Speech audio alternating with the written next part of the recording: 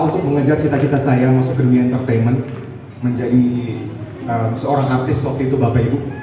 Saya coba audisi Indonesian Idol, X Factor, ya, tapi gagal, cuma masuk 100 besar. Dan saya juga coba dunia modeling, acting, puji Tuhan, kebuka jalannya. Walaupun acting pertama saya itu, wah minta ampun Bapak Ibu ya. Saya acting masih ke bawah logat Manadonya. Coba acting marah, kamu gak usah ganggu aku lagi nih. Nah, keluar Manadonya. Jadi bergumul dengan dialek, ya. Tapi puji Tuhan, 2019 dibuka jalan syuting web TV, masuk film-film F-series Bapak Ibu. Dan di tahun 2020 kita tahu semua COVID melanda. Saya baru dibukakan jalan masuk ke dunia entertainment. Saya harus kehilangan banyak job, banyak yang di cancel, dan saya terlilit hutang sampai di tahun 2022. Saya udah kena COVID 2021, kena lagi 2022 awal tahun bulan Januari. Di situ saya stres banget, ya. Gimana saya bisa bayar utang saya sampai puluhan juta? Saya juga kerja Bapak Ibu sebagai seorang guru ngajar anak SD, anak SMP. Tapi gajinya cuma 1.500.000. Itu dari kelas 1 SD sampai kelas 9 SMP saya ngajar gajinya 1.500.000. Kenapa? Karena hybrid, ya. Kita dipotong 50%. Dan saya tinggal di apartemen yang seharga 5 juta. Gimana saya bisa bayar cicilan saya? Pagi saya makan Energen, siang Indomie, malam obat mah. Kadang makan nasi garam Bapak Ibu, ya. Walaupun tinggal di apartemen ada kolam, dan itu yang saya alami. Bergumul tiap hari, ya. Gengsi. Kalau orang Manado bilang lebih baik kalah nasi daripada kalah. Itu yang saya lakukan di Jakarta. Saya nggak mau kelihatan nggak sukses. Dan itu salah satu penderitaan saya. Saya sampai sakit COVID, bukan cuma sakit COVID, sakit sembelit, ya. Dan hidup makin sulit. Itu saya alami 2022. Benar-benar bergumul. Tapi betapa baiknya Tuhan. Tuhan buka jalan Bapak Ibu. Saya dapat beberapa proyek, bisa syuting sama OT dan segala macam. Itu semua karena kemurahan Tuhan. Pelan-pelan saya bayar hutang saya. Cicil pelan-pelan. Dan mulai lunas, ya. Walaupun saya harus jadi apa Bapak Ibu? Bukan cuma jadi talent, tapi jadi videographer, jadi video editor, drone pilot, voice over talent, dan juga jadi kru. Semua saya jabani.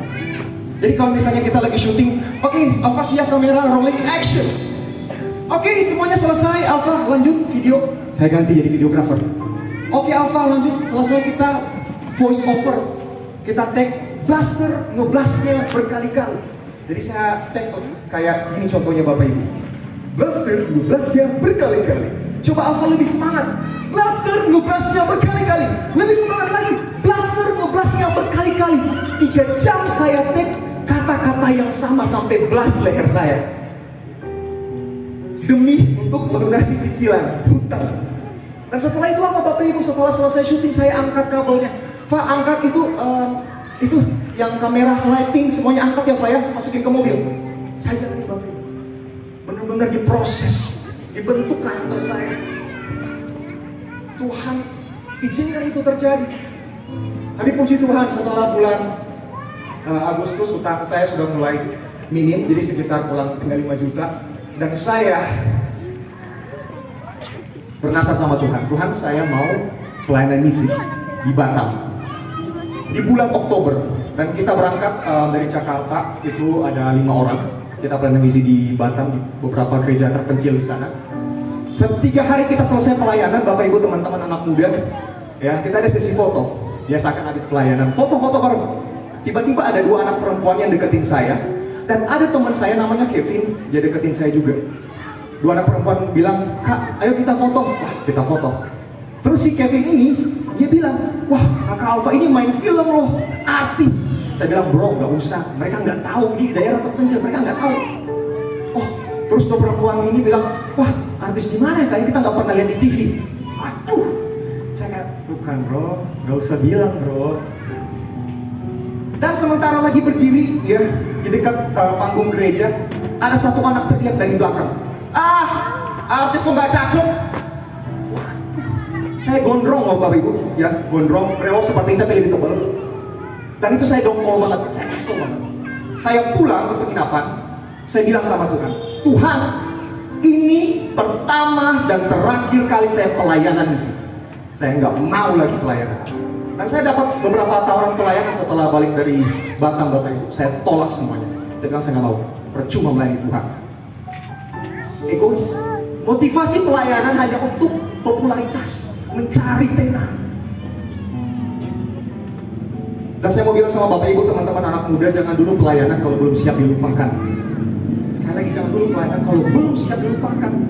Kalau motivasinya hanya untuk diri sendiri, cuma pengen dilihat, pengen kelihatan jago main musiknya, pengen kelihatan jago nyanyinya. It's not about you, it's about Jesus. Dan ini Bapak Ibu, teman-teman anak muda, bulan November saya ke Bali, ya, karena saya udah stres di Jakarta. Saya pengen healing, tapi pas sampai di Bali bukan healing, malah hilang. Saya berangkat dari tanggal 15 November sampai tanggal 23 rencananya. Dan di tanggal 20 November 2022 itu ada ibadah di gereja GBI di Bali. Setelah ibadah kakak saya nanya, besok jadi ke Nusa Penida tanggal 21? Saya bilang jadi Kak. Dan singkat cerita, dari tanggal 21 tepatnya jam 7 pagi saya berangkat dari Pelabuhan Sanur Bali menuju ke Pulau Nusa Penida. Itu perjalanan sejam dan ombaknya hampir 3-4 meter karena lagi bulan-bulan berber, ya. Wah, sampai di sana sejam, ketemu sama tour guide saya bilang, Bli, boleh nggak kita langsung ke Broken Beach?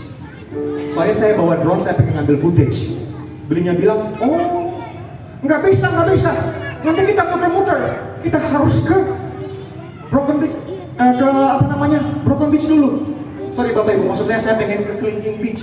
Dan akhirnya dengan berat hati harus menuju ke Broken Beach. Saya cuma doa dalam hati, Tuhan Yesus lindungi saya. 20 menit perjalanan, ya, dari pelabuhan Nusa Penida sampai ke Broken Beach. Setibanya di sana itu banyak sekali orang foto kan. Kita ngantri berfoto. Udah selesai 4 kali berfoto karena memang belum puas, Bapak Ibu, teman-teman anak muda. Saya nanya lagi ke tour guide saya bilang, Bli, boleh nggak foto yang sebelah situ, yang ada rumput-rumput? Saya pengen foto yoga handstand. Belinya bilang, oh, foto kayak gimana tuh?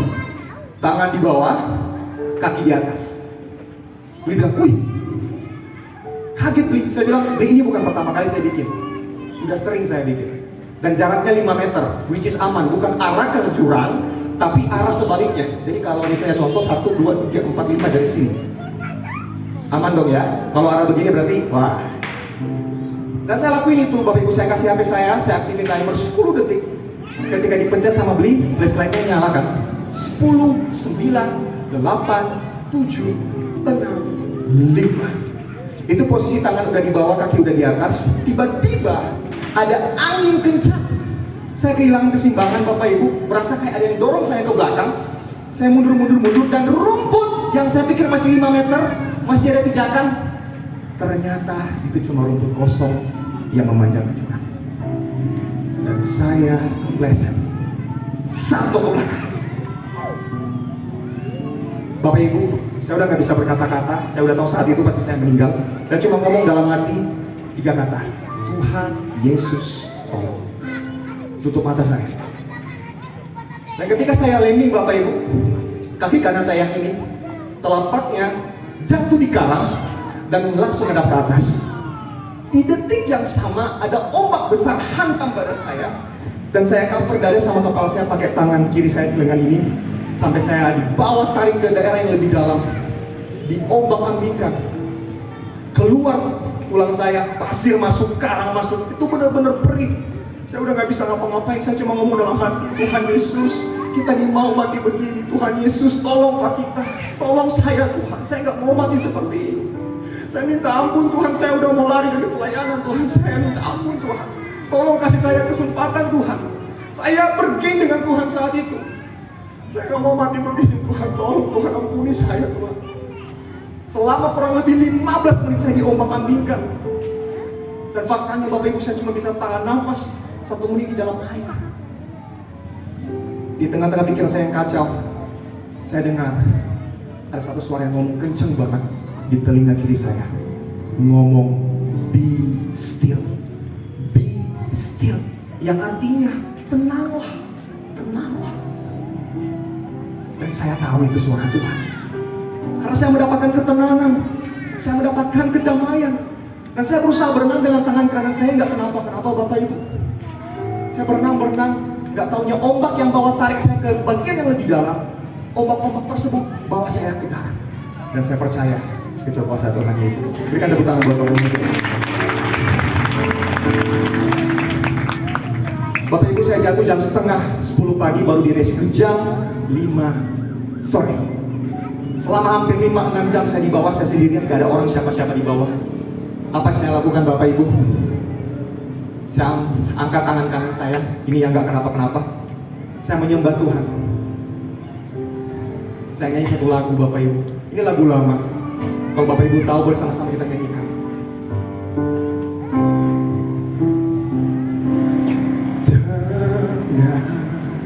Lagi di hatiku, Tuhan membimbing langkahku. Di tiap saat dan kerja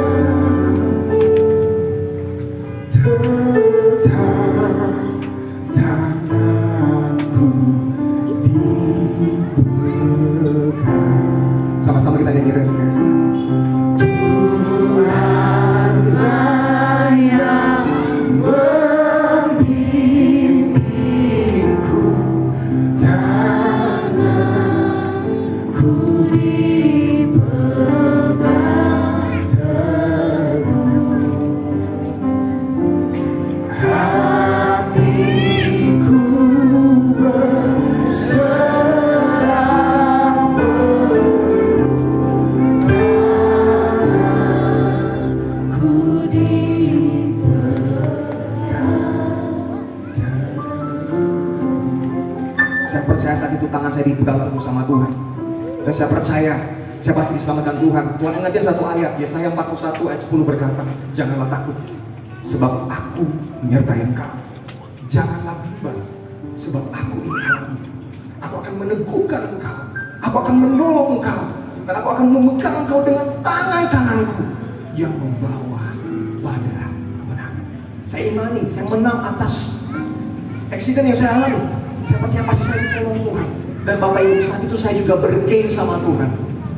Saya bilang sama Tuhan, Tuhan, kalau Tuhan kasih saya kesempatan kedua, saya akan tepati nasar saya untuk pelayanan lagi Tuhan, untuk melayani anak-anak muda, anak-anak remaja. Dan saya sadar sekarang Tuhan, it's not about me anymore. Alpha nggak perlu terkenal. Kalau mau diundang di mana-mana, Alpha nggak usah pakai title apapun. Cukup Yesus yang perlu terkenal. Itu nasar saya Bapak Ibu. Dan tahu nggak Bapak Ibu, setelah 5 jam datang rescuer. Penyelamatnya ada dari Bapak polisi, saya lupa namanya, sama Bapak tentara satu orang. Sampai di atas Bapak Ibu, ini yang saya mau saksikan Bapak Ibu sekalian.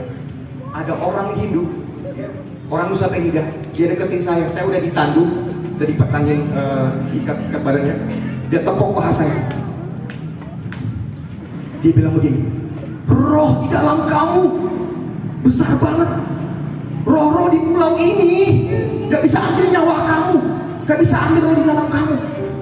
Dengan kondisi sesak nafas, saya bersaksi, itu Roh Kudus, rohnya Tuhan Yesus. Dan Bapak Ibu, singkat cerita, dari situ saya dibawa ke rumah sakit terdekat di Gemah Bakti. Sampai di sana, sampai di kepala, digetok-getok kepala saya, digetok-getok kepala saya. Sampai di rumah saya hampir 6-8 kali kalau nggak salah. Nggak percaya, bilang ini mujizat. Cuman kamu satu-satunya yang selamat. Semua orang yang jatuh di sini kalau nggak meninggal pasti hilang mayatnya. Dan saya bersaksi sama dokter, dokter yang membuat saya selamat. Di balik keterbatasan saya, di balik kelemahan saya percaya kuasa Tuhan menjadi sempurna. Dan itu yang saya perkatakan Bapak Ibu. So di malam hari ini Bapak Ibu, saya mau tutup dengan satu statement. Kalau saat ini Bapak Ibu diperhadapkan dengan ombak sama seperti saya, yang membuat takut, membuat cemas, buat kita khawatir. Mungkin kelihatannya buruk, tapi ternyata ombak itu untuk menolong saya. Tuhan pakai ombak tersebut supaya apa? Supaya badan saya nggak hancur semua. Dan saya bisa menyaksikan kuasa dan kemuliaan Tuhan saat ini, Bapak Ibu sekalian. Sama halnya dengan kehidupan kita, kalau kita mengalami masalah, badai kehidupan, ombak apapun, Tuhan mau pakai itu untuk menolong kita. Supaya apa? Karakter kita dibentuk. Kita semakin lebih dewasa. Kita naik level di dalam Tuhan. Kita mengenal apa yang menjadi kehendak Tuhan. Dan pasti di balik setiap badai kehidupan ada kemuliaan Tuhan yang akan dinyatakan. So Bapak Ibu sekalian, di malam hari ini dengan tema yang luar biasa, Lukas lagi berani datang sama seperti para gembala yang pergi ke Bethlehem. Bethlehem Bapak Ibu sebelah mata, kota kecil, tapi lahir terus selamat. Begitu pula dengan kita semuanya. Saya yang dari pedalaman, dari kepulauan, kita semuanya, ya, apapun latar belakang kita, Tuhan mau pakai kita. Tuhan mau pakai kita. Amin. So Bapak Ibu, kalau kita izinkan ngalamin pergumulan, badai kehidupan, jangan bilang Tuhan angkat pergumulan ini, atau menjawab jawaban Tuhan tolong, mana jawabannya? Gak akan Tuhan jawab. Lah kok gitu? Karena Tuhan lebih suka memakai hidupmu menjadi jawaban daripada sekedar mencari. Tuhan lebih suka memakai hidupmu menjadi pembagi kasih daripada sekedar penerima kasih. Dan Tuhan lebih suka memakai hidupmu untuk menjadi berkat daripada sekedar menerima berkat. Jadi malam hari ini Bapak Ibu sekalian, mari bersama-sama di momen Natal ini kita mengingat setiap kebaikan